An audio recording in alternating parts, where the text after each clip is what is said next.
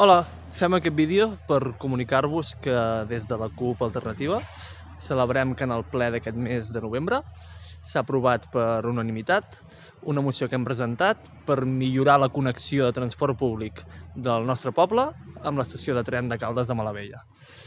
Bé, com ja sabeu, a Llagostera tenim la línia de tren R11, que va des de Barcelona fins a Portbou, amb una freqüència prou regular, a només 7 quilòmetres de distància, a Caldes de Malavella.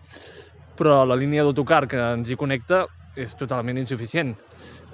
Passa un cop al dia, dos com a màxim, en el benentès que passin, perquè tenim constància que moltes vegades aquests busos són busos fantasma. A causa d'aquesta situació, què passa? Que molts llagostarencs que treballen o que estudien a Barcelona es veuen obligats a tenir i utilitzar el transport privat només per recórrer aquests pocs minuts que ens separen de l'estació de Caldes. Tot plegat, evidentment, es tradueix en un impacte ambiental fàcilment estalviable, però, a més, en una barrera en la llibertat de moviment de la població.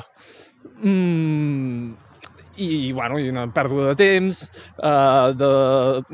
un mal de cap logístic i tot plegat.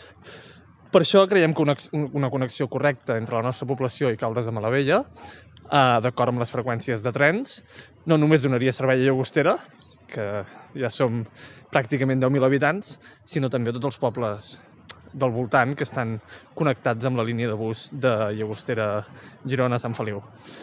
Bé, en definitiva, és per això que el grup municipal de la CUP Alternativa, mitjançant el nostre representant a l'Ajuntament, que és en Jordi Casas, vam proposar en aquest darrer ple els següents acords.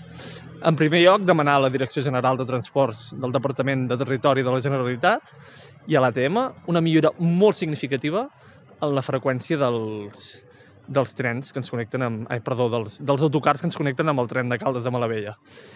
I amb busos, que fossin busos llançadora, que estiguin connectats amb l'estació de DIF, amb els horaris coordinats. I en segon lloc, proposar als altres municipis, directament afectats per aquesta mala connexió de transport públic amb l'estació de Caldes, doncs de sumar esforços i d'afegir-se en aquesta reclamació. Bé, com deia a l'inici del vídeo, celebrem que la moció s'hagi aprovat i que, per tant, l'equip de govern es comprometi en aquests acords i res, estarem a l'aguait de com avança el tema. A reveure i moltes gràcies.